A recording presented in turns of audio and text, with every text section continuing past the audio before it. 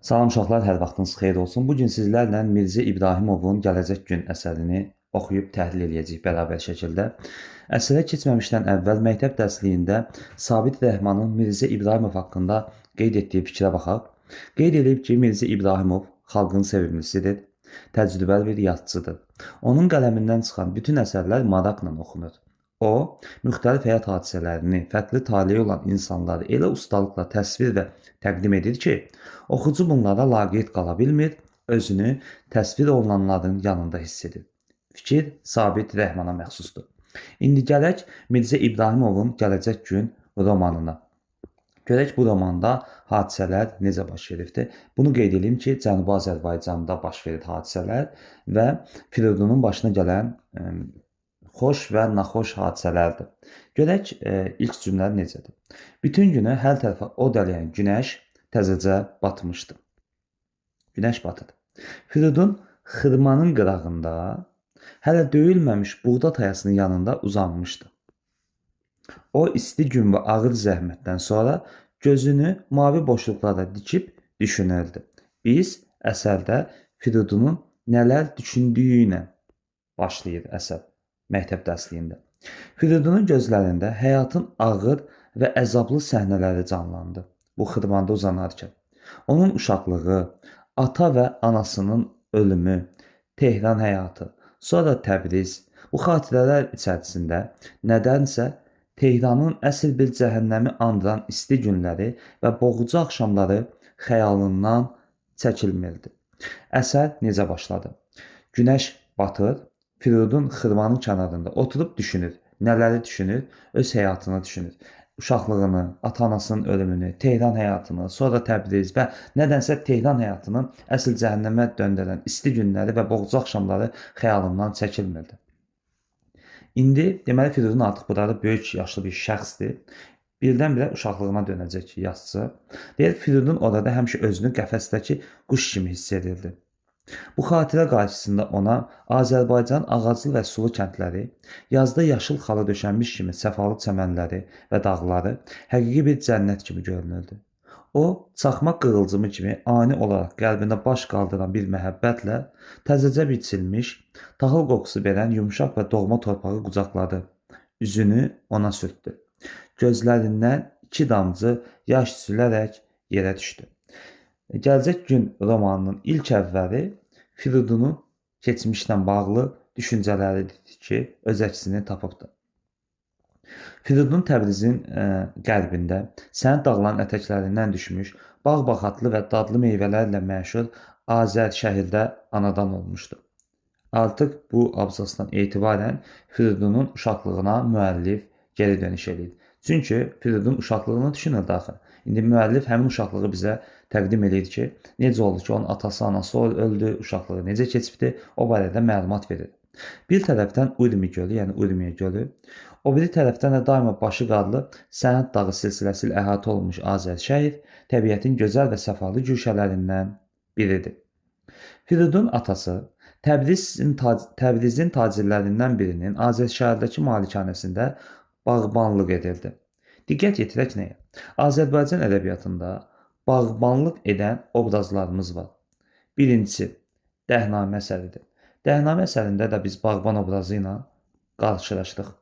İkincisi, məhz bu Gələcək Gün romanıdır. Üçüncüsü, Nürəddin hekayəsidir.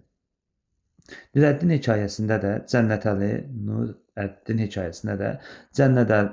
Cənnətəli dilənçilikdən bağbanlığa yüksəlir. Və müsbət Fəxrəddin əsərində də Fəxrəddinin xəyalı, arzusu gələcəkdə bir bağban kimi oraları işləməkdir. Diqqət yetirin. Firidun xırda bir daxmada dünyaya gəlmişdi. Bu, hündür divarlara hasarlanmış, göz işləri isə uzanan bağın divarları yanındakı 2 gözlü palçıq daxma idi.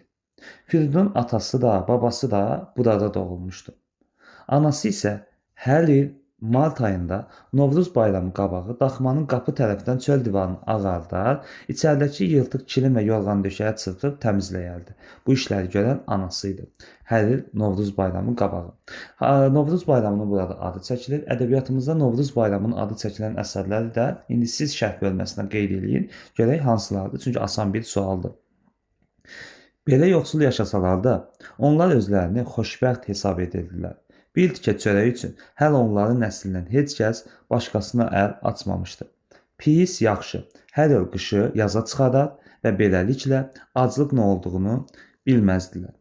Bu yaşda artıq Firidunun atasının əlinin altında işləyir, meynələrin dibini boşaldır, ağacları peyvənd edə bilirdi. Yəni Firidun az yaşlı olmasına baxmayaraq atasının əlində işləyir, meynələrin dibini boşaldır və ağacları peyvənd edə bilirmiş. Yay ayları Azərşəhərə gələn ərbab uşaqlarından o əlifbanı da öyrənə bilmişdi. Atası onun vərəqləri cırılmış birinci kitablarındakı hekayələri höccələyərək oxuduğunu gördükdə alnından öpür atası və iftixarla bu uşaqdan bir şey çıxacaq demişdi. Hətta o bir qədər pul yığıb Firidunu Təbrizə və ya Tehrana oxumağa göndərmək fikrinə düşmüşdü. Burada da həmin səhnə canlandırılıbdı şəkil vasitəsilə. Lakin tezliklə bu xəyaldan əl çəkməli oldu. Tehrana köçən köhnə tacir Azərşəhərdəki malikanəsini satıbdı. Yeni ərbab çox qəribə xasiyyətə malikdir. Onun hərəkət və danışıqlarında insanlara münasibətində möhkəm və sabit heç nə yox idi. O, gah qarşısına çıxan hər şeyi vurub dağıdacaq bir dəli, gah da hər şeyə laqeyd münasibət bəsləyən sadəlövh bir sarsaq kimi hərəkət edirdi. Bu müəllifin fikirləridir. 12 yaşlı oğlu isə atasının əksinə olaraq çox aydın xasiyyətə malikdir.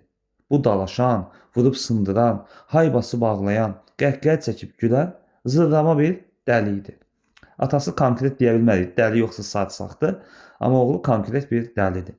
Ərkönlük və kütlüyün bir nümunəsi olan bu uşaqda ağıl və düşüncənin əlaməti belə yox idi.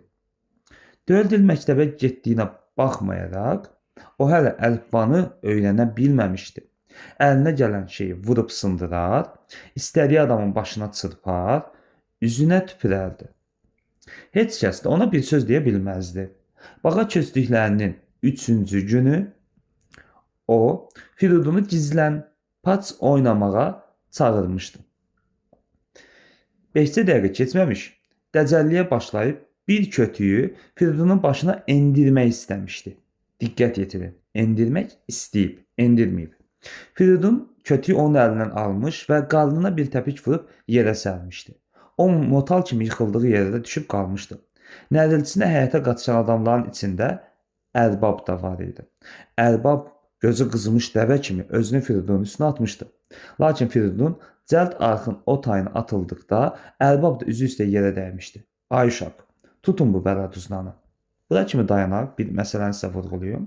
Burada oyun adı qeyd olunubdur. Gizlən paç oyunudur. Heydər Babaya Salam əsərində də oyun adı qeyd olunubdur. Həmin oyun adını da yenə şərhə qeyd eləyərsiniz. Həmçinin Müsbət Fəxrəddin əsərində də mollanın uşaqlarla oynadığı səhnəyə də yer verilibdir. Nökərlər Firidunun dalınca tökülüşmüşdülər. Firidun ağacdan ağaca yel kimi uçaraq hasarı o taya aşmışdı. Bu zaman yerindən durub ətəyini çırpan ərbab Firidun atasını yanına çağırmışdı. Ay kişi, sənin gözündən xəyanət tökülür. Firidun atası pambıq kimi ağarmışdı. Ağa, 100 ildir bu torpaqda qulluq edirik. Onu sənin kimi ərbab yola salmışıq. Heç biri də bizdən xəyanət görməyib. Yox, sən xain adamsan. Şərəşlərini yığışdır, buralarda izin tozunu görməyim. Firidun atası başqa bir yerdə işləmək istəmişdi. Lakin əvvəla bir ərbabın qovduğu adama başqa ərbab iş vermək istəməmişdilər. İkinci də həmin ərbab Azərşəhərdən çıxmasa, işin uzun sürəcəyini kişinin qulağına çatdırmışdı. Elə o güncə Firidun doğma torpağını tərk etmişdi. Azərşəhərdən ayrıldıqdan sonra Firidun ata və anasının üzündən dərin bir kədər görüldü. Onlar çox fikirli idilər. Zahirən təmkinli və mülayim olmağa çalışsalar da, gizlin istirab və əndişələrini gizlədə bilmirdilər. Firidun xüsusən anasının çox sıxıldığını hiss edirdi. Arvad torpaqdan qoparılmış bənövşə kimi hər an, hər dəqiqə şikayət etmədən sakitcə saralıb sorurdu. Bir gecə uzun yoldan sonra anası bir karvansaradasa şirin yatdıqları zaman laylaya oxşayan bir ağlama səsinə Firidun yuxudan ayılmışdı. Anası onun başını dizi üstə alaraq oturmuşdu. Firidun dərhal anasının boynuna sarılaraq bərk yatmış atasını oyatmamaq üçün yavaşcadan "Anacan, ağlama. Sən Allah, ağlama" demişdi. O gündən anası bir daha ağlamamışdı. Lakin hər gün biraz da çox solmağa, saralmağa başlamışdı. Qüssə onun içini yeyirdi. Tehrana atıldıqlarının 3-cü ayı elə beləcə sakit bir şam kimi arvad sönüb getdi. Firidun həyatında ağır xatirələrdən biri idi. Eynən Nürəddingilin taleyini yaşayır uşaqlar. Nürəddin hekayəsində də birinci ana vəfat eləmişdi. Tehranda onlar çox çətinlik çəkdilər. Bir neçə gün bazar ayağında qaldılar. Sonra kiçik bir otaq kirayə etdilər. Atası iş tapa bilmədiyi üçün getdikcə əndişələri artırdı. Lakin xoşbəxtlikdən o xudmani bir bağı və həyatı olan yaxşı bir adama rast gəldi. Bu ata-baba Tehranlı olan təqribən 65-70 yaşlı qoca bir müəllim idi. Firidun atası bir ilin ərzində bağın sərgəsini dəyişdi. Yeni ağaclar saldı, yaxşı güllüklər düzəltdi, cürbəcür peyvənd etdi. Müəllim ondan çox razı qaldı. Birinci aylar Firidun atasına kömək edərdi. Bu bizim birinci hissədir. Əsər Firidunun xatirələri ilə başlayır. Daha sonra müəllif Firidun haqqında bizə məlumat verir və fikir verirsinizsə, uşaqlığı dedi, uşaqlığını gördük.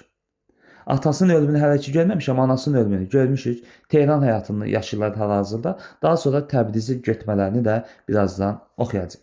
İndi görək söhbət nədən gedir. İkinci hissəyə keçək. Lakin bu səyahat uzun sürmədi.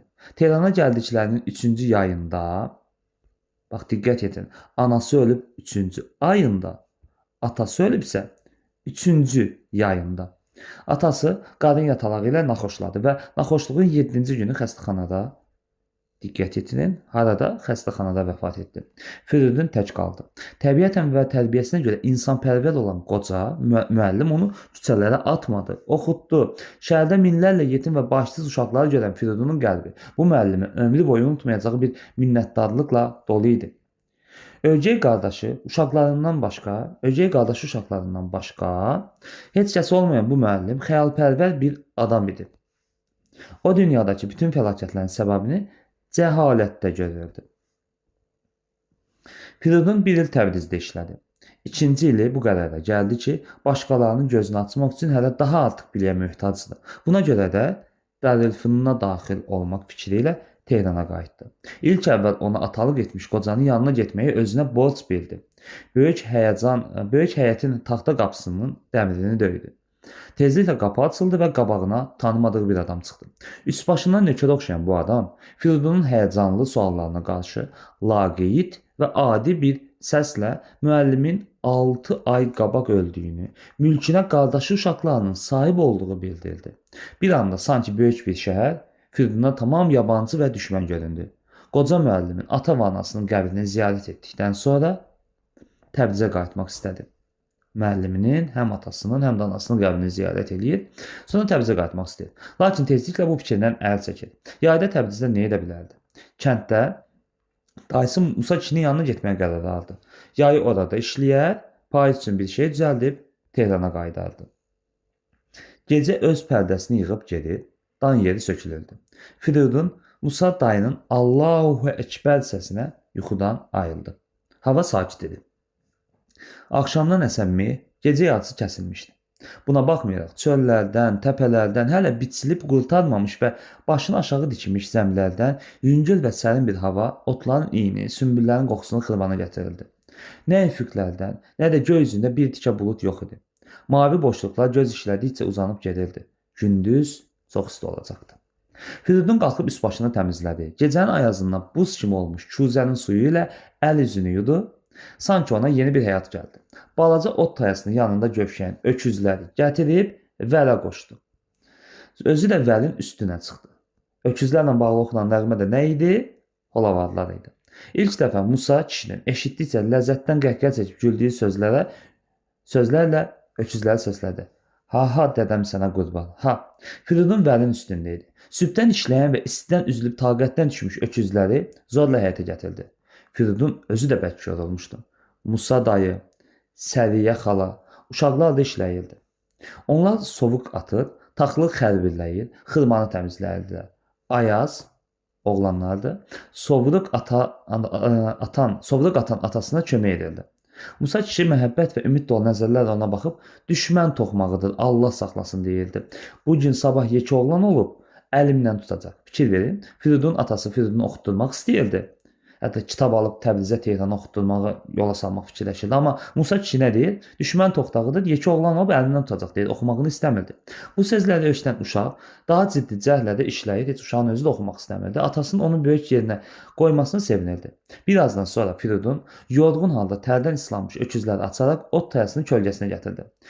Musa kişi yaş ot bağlarını birini açıb otların qabağına tökdü. Hər dədəm sizə qurban deyib boyunlarını tumarladı. Yəni burada işlərindən söhbət gedir ki, işləyirdilər. Gülnaz da Ayazın bacısı Musa kişinin qızı saxsı bardaqdakı qatıqdan mis kəsəyə töküb ucu yeyilmiş taxta qaşıqla çalmağa başladı. Onun içinə çörək, göy soğan, xiyar və bulaq yarpızı doğradı. Yenə taxta qaşıqla çaldı. Kuzədən su götürüb ovduq düzəltdi. Və Musa kişi ilə Firidunun qabağına qoydu. Onlar sükut içində ovduqdan biraz yemişdilər ki, hələ ki heç bir problemi yox idi, indi başlayır. Həsən Alının çığırtısını eşitdilər. Köməyə gəlin, kafir məni öldürdü. Yerlərə sıçrayıb onun yanına qaçdılar. Həsənalı balağı dizdən azca aşağı bez tumanını bərk-bərk buduna sıxaraq qışqırırdı. Gürcə çaldı. Gürcə çaldı. Gürcə onu yalın ayağının dalından, topuğundan çalmışdı. İlan dərzilərin arasında yatmış imiş. Həsənalı su gürcəsini götürən yerdə üstünə atılmışdı. Kişi ümidsizlik içində özünü itirmişdi. Yəni Həsənalının ümidi yox idi. Nə etmək lazım gəldiyini bilmirdi. Arvadı və 6 uşağı bir-birinə qarışaraq fəryad qopardığını, kişinin vahiməsi getdikcə artırdı. Musa kişi Həsənalının dizdən aşağı qıçını sarıdı. Qatıq, qatıq deyə uşaqlara döndü. Qatıq yox idi. O çaparaq kəndə tərəf yollandı. Atın belindən xırmandan uzaqlaşan Mübaşir Məmmədi hadayladı. Mübaşir də kəndə baxandı. Mübaşir çiyinin üstə ona tərəf baxdı, atı məhmizlədi.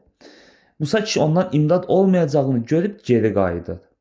Həsənalının qıçı şişməyə başlayırdı. Musa kişi kəndə gedib gələnə qədər gec olacağını düşünərək onu eşşəyin belinə sarmaq istədi. Lakin Həsənalı buna etiraz edir ki, lazım deyil. Getdikcə şişə altan qıçını göstərib təcili əlac istədi. Arvət və uşaqlar baş gözünü yola nalə edirdilər. Firidun, Musa dayı, həkim tap deyib səslənirdi. Musa kişi əlini havada oynatdı. Ay rəhmətli oğlu, bu xarabada həkimin nə işi var? Artıq şiş xeyli yuxarı işləmişdi. Bunu görən Həsənalı nə isə qəti qərara gəlmiş, üzünü Musa kişiyə tutub deyir. Bircə xəncərdən zaddan tap, dizdən qıçımı kəsmək lazımdır. Bu fikir Həsənalının özünə məxsusdur. Heç kəsin əli gəlmədi. Həsənalı üzlərdəki donuqluğu görüb təlaşla səslədi. Nə qədər gec deyil, kəsin. Baltı ilə də olsa kəsin, dedi və əsəbiliklə arvadını tərk dedi. Nə şivən qoparımsan, kiri, uşaqların da səsini kəs. Bunu uşaqların səsini kəsməsini anamın kitabında da var idi. Rüstəm gəlir, deyir ki, uşaqların səsini kəs. Amma oradakı situasiya, buradakı situasiya tamam fərqlidir. Bir an uşaqlar da, arvadlar da susdu. Hardansa iti bir balta tapdılar. Həsənalı qıçını xırman ayağındakı uzunsov daşın üstünə aşırdı. Vur, bircə zərbə ilə üz. Kim baltanı qaldırırsa, əlim gəlmir deyib yerə qoydu. Şiş artıq dizə yaxınlaşırdı. Həsənalı bir də ufultu ilə ağlayan arvadına və uşaqlarına təpinib, üzünü kənarda durmuş bir kəndliyə tutdu. Qəssabalı, niyə durmusan? Mənim ölümümü istənirsən. Götür baltanı çırp bura. Qəssabalı bir söz deməyib adamları itələdi və baltanı götürdü. Hərləyib qaldıranda başını yana tutdu. Bir zərbəl Həsənalının qıçını dizindən üzüb kənara atdı. Tez əski yandırıb basın dedi. Yaşarmış gözlərini sıxaraq cəld uzaqlaşdı. Yəni bunu Qəssabalının gözləri yaşadı. Firidun da dayana bilməyib qəmgin bir halda xırmanlara döndü. Şikəst Həsənalını və onsuz da ehtiyat səsini əzilən uşaqların gələcəyini düşündü. Bədbəxt millət. Bədbəxt millət. Bu Firidunun sözüdür. Öz-özünə kənddən qaçmaq lazımdır dedi. Burada dərddən, qüssədən bir şey yoxdur. Bu sözü də bu ayağı kəsildikdən sonra deyibdi. Diqqətli olaq. Və üçüncü hissə sonuncu hissədir. Kənd bir-birinə dəymişdi. Xırmanlarda, evlərdə, küçələrdə, bulaq başında, çay qırağında eyni söz danışılırdı. Bir-birinə rast gələn kəndlər ayaq saxlayıb durub deyirdilər. Nə etməli? Nə edək yəni? Deyə bir-birinin üzünə baxır və ümidsizcəsinə başlarını sallayıb gedirdilər. Heç kəs bu suala cavab tapa bilmirdi. Heç kəs nə etmək lazım gəldiyini bilmirdi. Amma hamı narazı idi. Hamının ürəyi dərddən, qəzəbdən patlamaq dərəcəsinə gəlirdi. Uşaqdan böyüyə hamının, bütün kəndin qabağında bir sual durmuşdu. Nə etməli? Lakin bu suala cavab tapacaq bir adam yox idi. Bu sual Firidun da düşündürürdü. O yeriyəndə də, yatanda da, su içəndə də bu suala cavab tapmağa çalışırdı. Nə etməli? Kənddə böyük ümidlə gəlmişdi. Diqqətli olun. Firidun kəndi böyük ümidlə gəlir. Elə düşünürdü ki, qış xərcini özü ilə aparacaq. Musa kişiyə kömək etməklə özü də çörək dərdi çəkməkdən tarifini oxuya biləcəkdi. İndi bu ümidlər hamısı boşa çıxırdı. Bununla belə o özündən artıq kəndlilərin halına yanırdı. Çünki o canına cəfa basıb oxuya-oxuya tacir uşaqlarına dərs deyər, necə olsa güzəranını təmin edərdi. Onu düşündürən, tanış olduğu, evlərinin içinə qədər sandıq və xurcunlarına qədər bələ dolduğu, qarşısına bir sürü lümlüt körpəsi civirləşən kəndlərin halı idi. O bütün ümidini, bu gələcəyi, bu ilki məhsula bağlamış Musa kişilərin və Həsən ağaların, yetimlərinin halına yanırdı.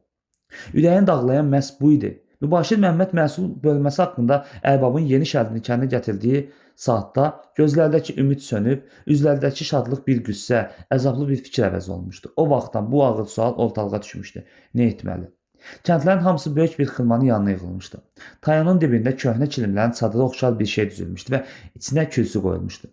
Kürsünün də üstünə xalça döşənmişdi. Orada zahirlərindən çox görkəmli ağalara oxşayan 4 nəfər oturub və Mübaşir Məmmədlə Əli Əmniyəbaşı qabaqlarında əmrə hazır durmuşdu. Yanlarında 2 başqa da əmniyə var idi. Kəndlər 15-20 addım aralı halay vuraraq onları əhatə eləmişdi. Musa kişi maraqla kütlənin içərisinə girmək istəyən Firidunu qarşıladı və yavaşca qulağına pıçıldadı. Ərbab özü gəlib. Ağayi Hikmət İsfahani. Deməli ərbab buymuş. O burada nə edir? Tehranı buraxıb bura niyə gəlibdi? Nə bilim. Deyirlər ki, qonaqlarını götürüb yaylağa çıxıbdı. Səyahətə gəlibdi. Yolu buradan düşüb Mübaşir Məhəmməd çəkib gətirib kəndə. Firidun adamların arasında özünə yer elədi. Belə ki, o həm kəndliləri, həm də ağaları rahatca görə bilirdi. O uca boylu, canlı və bütün boyu ət basmış Hikmət İsfahani diqqətlə süzdü. Ərbab qaya kimi susub durmuş kəndlərə baxırdı. Bu sükutun altında qəzəb, nifrət hiss eləyir ərbab, özünü vahiməli göstərməyə çalışırdı ki, qorxsunlar ondan. Qaşqabağını sallamışdı. O kəndlilərdən qorxur. Bunlar kütlənin hərəkətə gələndə sel kimi yol üzərindəki hər şeyi yuyub aparacağını hiss edir deyə Firidunun başından keçdi ki, ərbab bu kəndlilərdən qorxurdu. Ona görə vahiməli görünürdü. Hikmət İsfahani ağır sükutu pozur. O farsça danışırdı. Ağır və dərin bir sükut içində kəndlərin bir-birinə baxışdılar. Kimisə, ağa, nə buyurdular, qanmadıq dedi. Bizi başa salın. Mübaşir Məhəmməd əyilib Hikmət İsfahaninin qulağına pıçıldadı. Hikmət İsfahani üz-gözlü birazlıq tutuşdu. Mübaşir Məhəmmədə başı ilə razılıq əlaməti verdi. Mübaşir Məhəmməd üzünü camaata tutdu. Ağa buyurdular ki, insaf və ədalət naminə məhsul onların buyurduğu kimi bölünsün. Başqa heç bir çarə yoxdur. Gərək 5də 1-ini siz, 5də 4-ünü ağa özləri götürsünlər. Çünki ağanın özünün də xərci çoxdur. Dövlətin vergisi var, məmur var, nökər var. Hamısı ağzını açıb yemək istəyir. Kəndlinin arasına etiraz bildən bir uğultu keçdi. Hər yerdən bir səs gəlirdi. Bəs əvvəlki söz nə oldu? Bizim balalarımız torpaq yesin, ölsək də 5də 2 götürəcəyik və s. Bu hay-küy içərisində kütlə hərəkətə gəldi. Onlar ağaların arasına dairə xeyli daraldı. Hikmət İsfahaninin əsəbləşdiyini görən əmniyələr tüfənginin qundağı ilə cəmaatı geri oturtdular. Mübaşir Məhəmməd cəmaata qışqırdı. Bir sakit olun. Qoyun sürüsü kimi bir-birinizə dəyməyin. Firidun Musa kişinin üsyankar bir sifətlə Hikmət İsfahaninin qabağına durduğunu gördü. 3 uşağının sağ tərəfinə, Həsən ağanın 6 yetimini də sol tərəfinə düzmüşdü. O, Hikmət İsfahaninin qarşısına 2 qat əyilərək, ağa, dədəm sənə qurban dedi. Bu tifillərə bax, bizə yazığın gəlsin. Bax görürsən ki, boğazları çöpdən nazik, qadınları tuluq kimi şişib. Niyə? Ac qalmaqdan, çirkli su içməkdən, əyinlərində ki, Allah şükür görsən, çıl-çılpaqdır. Bizə yazığın gəlsin, ağa. Hamımız bu gündəyik. Mübaşir Məhəmməd yenə əyilib Hikmət İsfahaninin qulağına nəyisə pıçıldadı. Hikmət İsfahani Musa kişinin üstünə qışqırdı. Heç utanmasan kişi, 3 ildir su pulunu vermirsən. Bir söz demirəm.